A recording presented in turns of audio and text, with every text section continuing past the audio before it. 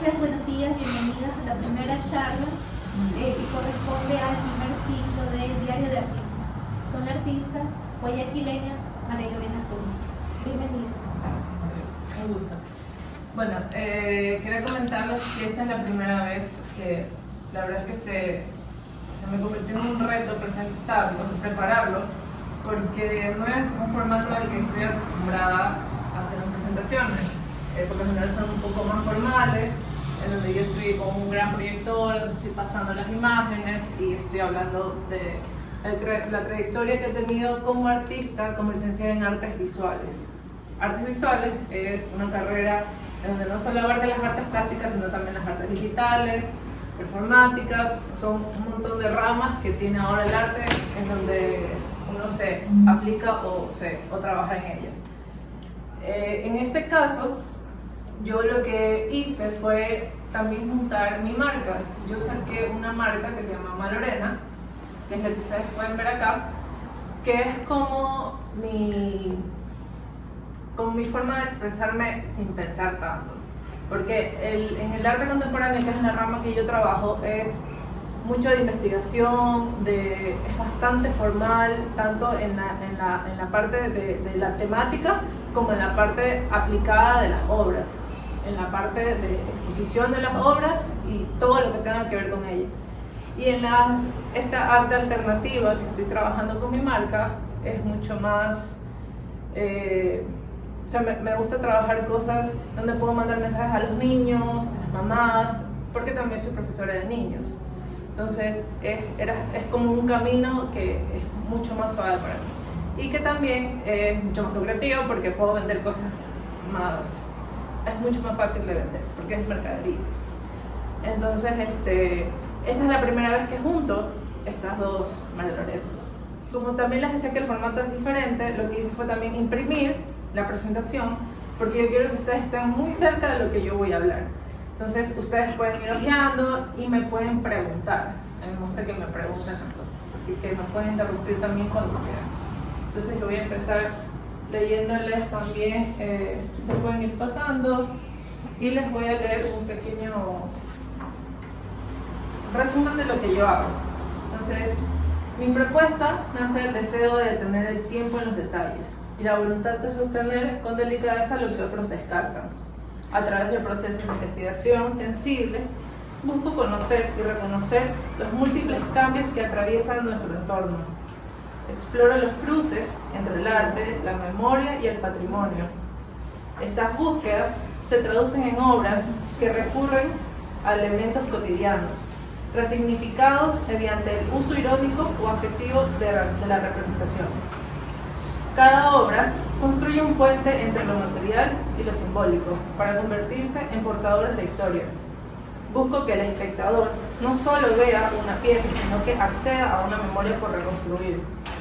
Trabajo de lo que persiste, lo que sobrevive y lo que aún puede ser nombrado. Creo en el arte como una forma de cuidado, como un espacio en donde lo descartado puede ser nuevamente visto y donde lo mínimo podría sostener una historia entera. Entonces, como les comentaba ahí, trabajo mucho desde la memoria, desde lo histórico, desde lo patrimonial. Entonces, empecé mi carrera en el 2004, me gradué en el 2004, inicié mi pre en el 2004 también. Y en el 2005 empecé ya a presentar obras, porque había como mucha competencia en la universidad donde yo estaba. Entonces yo estaba recién graduada, pero tenía compañeros que ya venían exponiendo en un montón de lugares. Entonces fue súper chévere porque igual como que había la competencia, pero era chévere porque también te ayudaban a que tú vayas avanzando más rápido. Entonces te exigían, pero a la vez también te iba puliendo en el camino. Entonces eso me permitió que yo pudiera considerar hoy en día que esas obras que yo hacía como ejercicios de clase las pudiera tener también como obras ahora. Entonces no he podido traer todas mis obras porque es muy poco tiempo, pero esta que fue ya una de mis primeras obras premiadas, que fue en un festival de artes al aire libre que queda en el Malecón 2000, que había en el Malecón 2000, que era parte del municipio, se llama Sombras Nada Más. Entonces la idea era que después que hubo la reconstrucción de la regeneración en el 2000, se perdieron muchas cosas en el malecón. Entonces, como se pierden tradiciones, la idea era que a través de estos recuerdos, estos llaveros gigantes, nosotros podamos recordar qué es lo que perdimos del malecón. Entonces había, por ejemplo, vendedores de helado, la gente podía pasear libremente a sus perros. Yo les estoy hablando del 2005. Hoy en día, tal vez, ya puedes pasear con tu perro, ya puedes andar en patines, entonces hay que tener un poquito, entender el contexto. Entonces nosotros recién estábamos en una época en donde teníamos la regeneración urbana fresquita, que nos quitó muchísimas cosas, arregló unas cuantas, pero para nosotros era como un maquillaje, porque nos quitó mucha identidad en ese momento, que poco a poco se ha ido recuperando. Entonces las obras también hablan mucho de esto. Entre muchas de las obras que yo trabajaba eran cosas que iban saliendo en mis clases. Entonces, por ejemplo, me enamoré del tema patrimonial, de las casas patrimoniales, y principalmente de esta villa, que es una villa que queda actualmente en la calle Colón, entre Quito y Pedro Moncal. Esta casa, que apenas se mantiene en pie, esta foto de aquí es del 2006. La casa ya no está así, ya les voy a enseñar una foto de cómo está ahora. Decidí como tomar esta bandera y empezar a trabajar sobre la identidad de esta casa. Que la empiecen a conocer, que sepan dónde está, cuál era su historia, e incluso empezar a investigar sobre ella, porque resulta que el Instituto de Patrimonio no tenía mucha información sobre ella. Entonces, si el Instituto de Patrimonio, que es la entidad que debería tener toda esa información, no la tiene, entonces, ¿qué estábamos hablando? Era una ITLU, creo eso. Sí, era en primera instancia, lo que nos comentó nuestro profesor fue que era una casa de citas, que supuestamente era familiar primero, la abandonaron y empezó con otros dueños hasta que terminó en una casa de citas. Efectivamente fue así. Sí. Y que al lado venden especies. Sí, hay como un mercadito. Ahí mi esposo me explicó que Sí, claro, que sobre la calle Colón era un mercado antes, entonces había mucho movimiento en esa zona. Y lo interesante de esta casa es que primero fue un hostal. Entonces llegaba, como había mucho movimiento de mercado, llegaba ahí gente de muchos países. Y cuando ya se convirtió en un nightclub muy importante, iban personas de gran estatus. Luego fue que se fue degradando hasta terminar en un prostíbulo. Entonces parte de este levantamiento de investigación era buscar información en donde hubiera. Entonces profesores también, historiadores, me dicen, lee este libro, revisa, y entre esos salió este libro de Jorge Velasco Mackenzie que se llama El Rincón de los Justos. Y en este texto él habla mucho sobre el sector donde está Villa Rosita. Villa Rosita se llama esa edificación. Entonces habla sobre Matavilela, que es un sector regido por sus propias leyes. Entonces hablaba sobre las vecinas que chismeaban y el bus que venía y el choro que iba por no sé qué, porque tiene este léxico así bastante fuerte y de barrio. Sí. Entonces para nosotros era súper chévere porque lo trabajé con Andrés Chunillo, que era un compañero mío de la universidad, que él estaba trabajando en ese momento ilustración ecuatoriana. Entonces tomamos las ilustraciones de la caricatura ecuatoriana de esa misma época y recreamos lo que el cuento nos decía en relación a Villa Rosita. Esto es una imagen del archivo que tiene la Universidad Católica en el área de arquitectura. Ellos hicieron un levantamiento de las casas patrimoniales y tenían la foto de 1984. Entonces esta imagen la usamos y la montamos en esto que creamos nosotros, que nos contaba sobre Matavilela. Unos años después, en el 2023, rehicieron el libro de Jorge Velasco Mackenzie, me parece que lo hizo la hija, si no me equivoco, no me acuerdo. Nos pidieron que en el artículo saliera nuestra Matavilela también. Entonces este es el artículo del periódico en donde hacen mención de que volvieron a lanzar el libro y bueno, fue reconocida también la imagen como tal. También se expuso en un salón de Julio. Entonces, bueno, durante todo este tiempo, hasta el 2010, yo estuve haciendo el levantamiento, me mantenía como en varios planos, haciendo un poco de ilustración, haciendo levantamiento del tema de Villa Rosita, nuevamente poniéndonos en contexto. No era como ahora que mando un mensaje y pregunto, mando un correo y me mandan respuestas, mandaba cartas. tenía que ir al Instituto de Patrimonio, tenía que ir al municipio, tenía que ir al registro de propiedad, tenía que hacer todos estos trámites para poder llegar a algo de información de la casa. Entonces, entre esos trámites me empezaron a conocer también. Entonces, alguien del municipio se comunicó con un amigo mío y le dijo, creo que tu amiga es la que hace lo de la casa, Villarrosita. Le dije, sí, me acabo de enterar que la van a tumbar. Me llamó, me avisó, fuimos y le avisamos a la gente del patrimonio también. Como la casa es patrimonial, el municipio no puede hacer eso sin previa autorización. Entonces lo que hicieron fue sellarla y quitarle la puerta. Que yo les enseñé la primera foto que tenía la puerta y todo, le quitaron la puerta y la sellaron. Entonces lo que yo hice, después de que logramos, le mandamos una carta al alcalde, le dijimos que estábamos en un proceso en donde estamos haciendo un proyecto para rescatar la casa, y dijo, ok, es patrimonial, no se puede tocar, hasta ahí quedó. Entonces, como una acción, lo que hice fue regresarle esta puerta a través de un dibujo, fui al lugar y se la volví a dibujar en donde se la habían quitado. Entonces, en ese registro, ese video es el que se exhibe en diferentes Y exposiciones. el año que dice aquí es de la edificación de la casa, Sí. 1955. 35, sí. Ya. Entonces, al video le puse 1935. Entonces, todos estos cuadros, ¿cierto? No les comenté, son hechos en escarcha. Como les comentaba, para nosotros el tema de la regeneración era este maquillaje, ¿verdad? Entonces, la escarcha para mí era también maquillar a esta casa, pero llevarla a este gran plano de la exhibición, de los museos, de este cubo blanco, era como resaltarla y darle la oportunidad de que la vuelvan a ver, sin rescatarla. Entonces eso hice con diferentes detalles en la casa. Como pueden ver, hay diferentes reproducciones de diferentes cosas que yo iba encontrando porque accedí a ella también. Entonces pude sacar registros. Yo tengo una inquietud.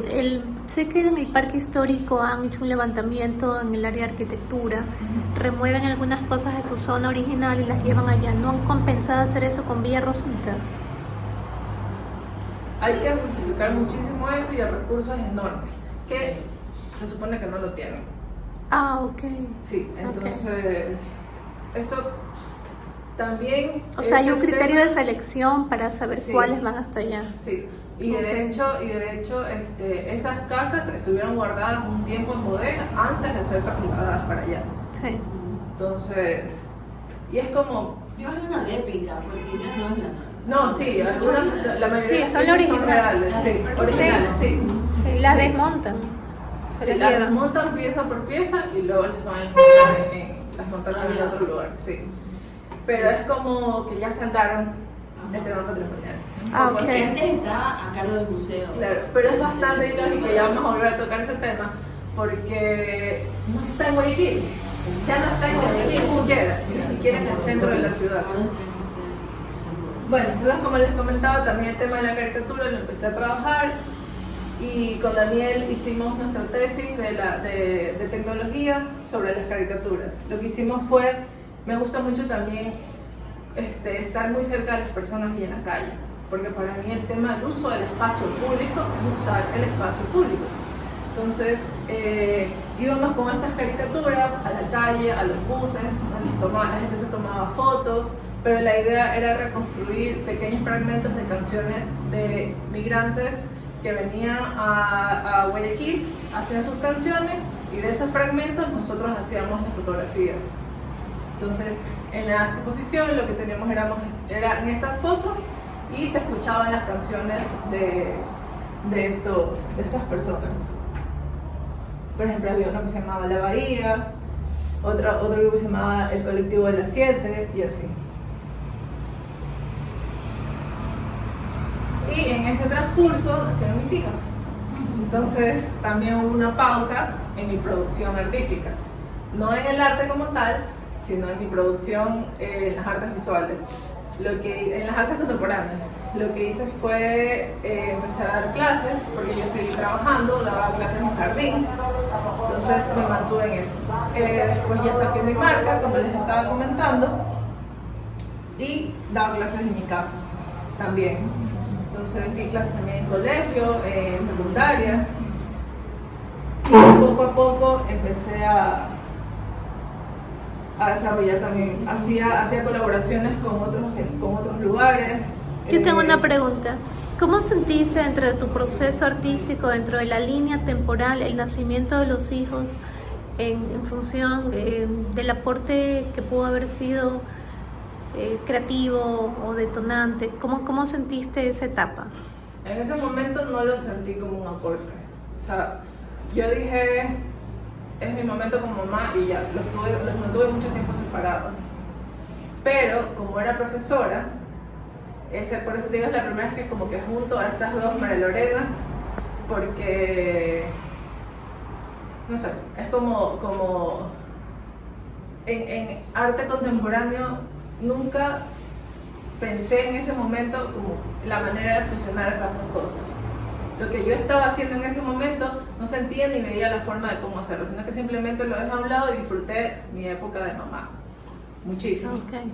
Entonces, y tenía por otro lado mi trabajo como profesora, con niños y todo el tema. Lo que sí desarrollé mucho fueron ejercicios fuera de lo convencional en cuanto a dar clases de arte. Entonces, lo uno me ayudó a complementar lo otro también. Entonces, bueno, poco a poco lo que me pasó fue que algo que me pasaba es que yo usaba muchas referencias de caricatura, pero yo no terminaba de desarrollar mi propia caricatura. Entonces lo que me pasó, siendo mamá, fue que conociendo a otras mamás, hubieron muchas cosas en común. Y yo dije, voy a empezar a hacer justamente cosas sobre mamá. Y funcionó. Yo les mandaba a ellas, se reían, me gustaba, era como una forma de poder ser yo a través del dibujo. Y empezó a ser mucho más fácil para mí hacerlo. Dejaba de juzgarme de si lo estaba haciendo bien o lo estaba haciendo mal. Y empecé a hacerlo. Luego me empezaron a pedir cosas ya personalizadas y así empecé a sacar mi mercadería. Y poco a poco el tema de mi ilustración fue mejorando y lo fui desarrollando. ¿Qué pasó más adelante? Que justamente ya junté el tema pedagógico con el arte, porque yo en el 2017 regresé a la Universidad de las Artes, o sea, fui a la Universidad de las Artes porque yo ya tenía mi tecnología y nos permitieron en un año homologar y terminé la licenciatura. Entonces hice mi licenciatura, pero pensando ya que mi propuesta de tesis iba a ser arte y pedagogía. Entonces, aquí como ven, tienen el carrito que ustedes vieron. Puso la pregunta que me hizo Margarita. Estas casas son las casas que están en San Borondón. La obra se llama Raíces y lleva el código de la ubicación de que está en San Borondón. Entonces, el carro se la está llevando. El carrito se las está llevando. Entonces, y aquí están las raíces y todo. Entonces, ¿qué es lo que pasaba? Que yo hice varias ilustraciones en este sentido. A través de algunos textos que yo había leído, hacía ilustraciones que me permitían hacer, bueno, después las hice en gigantes, y lo que yo hacía es que la gente se acercaba, invitaba a la gente que las podía pintar, me permitía a mí conversar con las personas. Entonces, mientras pintaban, preguntaban ¿qué es esto? ¿Y por qué es esto? O ellos hacían sus propias reflexiones y yo conversaba. Entonces, el arte me permitió que pudiera tener mucha más información, aparte de la que yo había asimilado leyendo y dibujando, también con lo que me iba diciendo el público. Entonces, la obra al finalizar era como una especie de pop-up al final con todas estas intervenciones. Estas figuras las llevé a diferentes lugares, las llevé a escuelas y estas son las imágenes, estas son los bocetos originales. Luego las mandé a ampliar y estas son las que son intervenidas por las personas, diferentes personas. Entonces luego empecé a trabajar con el tema de rejas y, como les comentaba, yo uso elementos no convencionales. Primero fue la escarcha, ahora estoy trabajando también con caramelo. Y temas que, por ejemplo, el tema de la reja, que es un poco así mismo hacerse esa pregunta. ¿Esta reja me protege, no me protege? ¿Me está dividiendo? ¿Está sirviendo a esta sociedad? ¿Quién entra, quién no entra? ¿Por qué tú entras, por qué yo no? Entonces, este es un poco este tema. Aparte que, como trabajo con el tema patrimonial, las rejas, la labor del forjado se está perdiendo. Entonces también es un poco rescatar esa imagen del labor de forjado en los cuadros. Esto de aquí es un boceto. La idea en algún momento es poder hacer la reja a escala real y llevarla al parque y ver qué pasa. Pero como les comentaba, a mí me gusta ver qué pasa en la calle con la gente. La ilustración ya fue como evolucionando y la fui integrando con mis proyectos de arte. Bueno, nos llegó la pandemia y bueno, también surgieron ahí algunas ilustraciones en el tema de la pandemia. Esta es mi casa, esta es mi hermana. ¿Podrías pasar a dónde vives? Por favor. Si ven esa niñita bien Ah, bonita, esa. Osona, que está allá. Sí, esa soy yo. Que yo me la hizo en caricatura, un cuadro lindo. Bellísima. Ella de bebé. Esta es mi abuela. Esa niña linda, dice. Yo dije, está bonita. El tema de ilustración también fue chévere porque empezó a ser reconocido también en el mundo del arte. Entonces, una amiga hizo una curaduría en donde varios artistas exhibieron sus ilustraciones en las pantallas de las metrovías, en los espacios públicos. Entonces fue como una exhibición en el espacio público también. Y eso es lo que está en este diario. El arte femenino sustituye a la publicidad en las pantallas de la ciudad con exposición. Y en el 2020 también me contrataron para hacer un mural. Hubo una campaña para hacer murales sobre la calle Panamá. Entonces, el mío se llama La Maestranza, en donde también ya pude hacer mi propia ilustración y contar una historia. Entonces, pero esta vez hecho en un mural. Este mural tiene dos etapas, uno en pintura mural y la segunda etapa en hierro forjado. Entonces, una vez más estoy uniendo lo que me interesa recuperar, que es el hierro forjado, y el tema de la caricatura y el espacio público.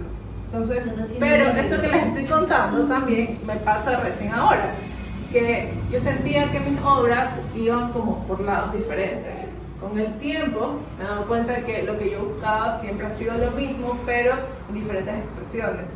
Solo que a veces uno quiere como avanzar tan rápido, pero te das cuenta que el mismo camino es el que se va armando poco a poco. Que tengo paciencia. Entonces, bueno, este es un mural que está aún sobre la trama. ¿Todavía está? ¿Sí? Sí. Yo sí la he visto, pero no le había puesto atención. Solo la Yo también solo he visto. Y abajo, y en este pilar está mi placa, así que ya pueden decir, yo la conozco. Ah, se te dieron una placa.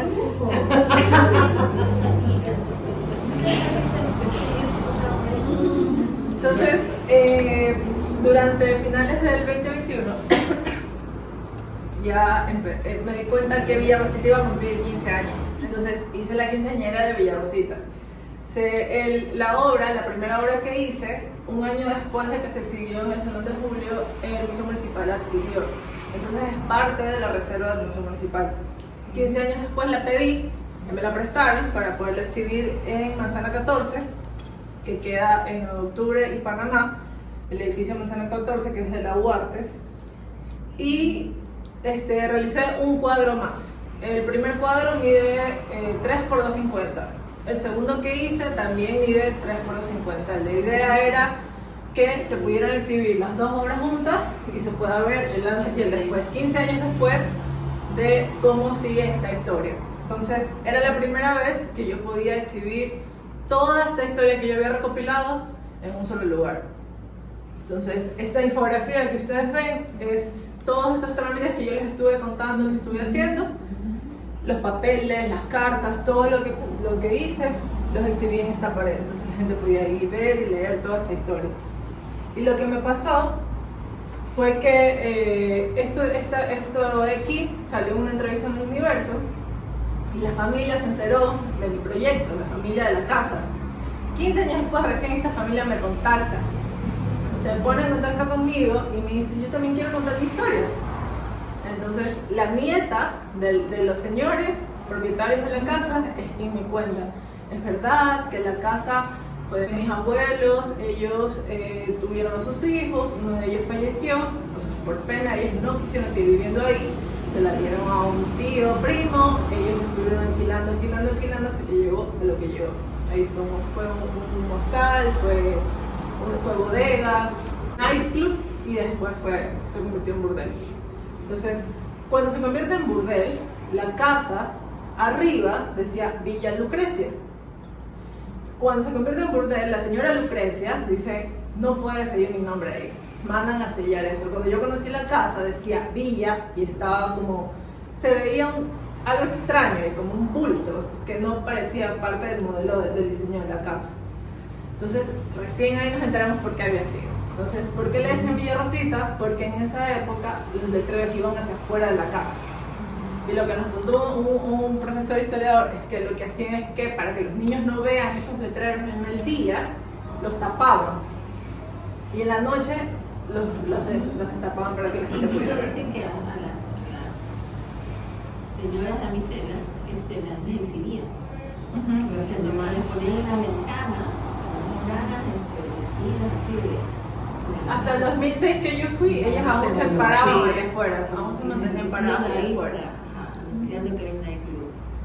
Sí. Hasta la noche. Sí, entonces... Y me hizo las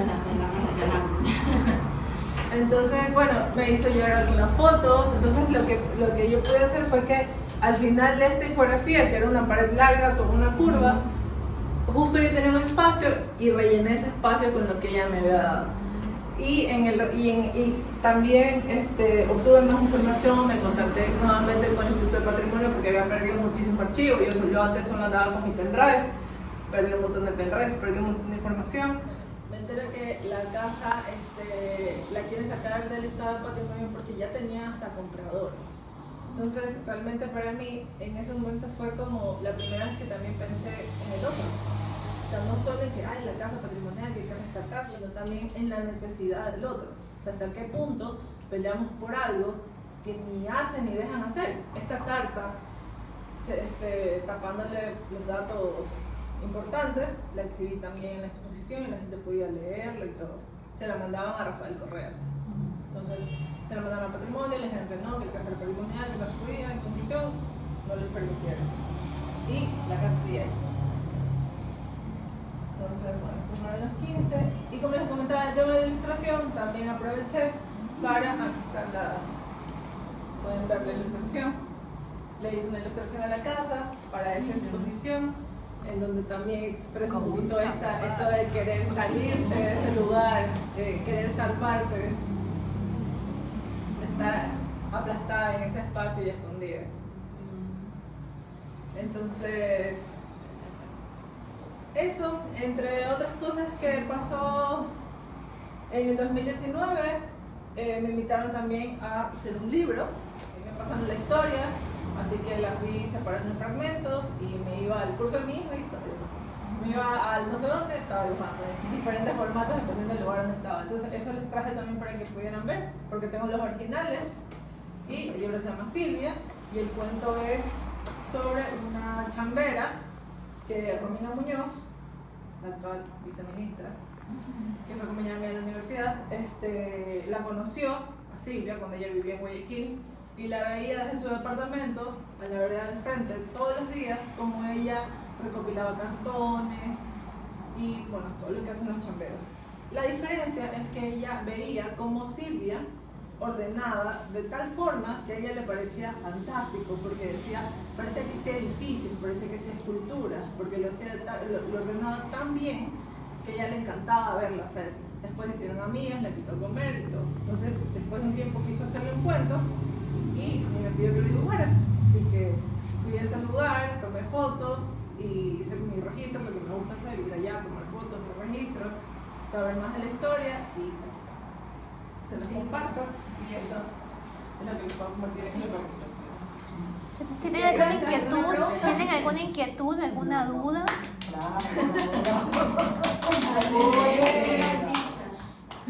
Me decía más en lo que es dibujo, ¿no? Arte.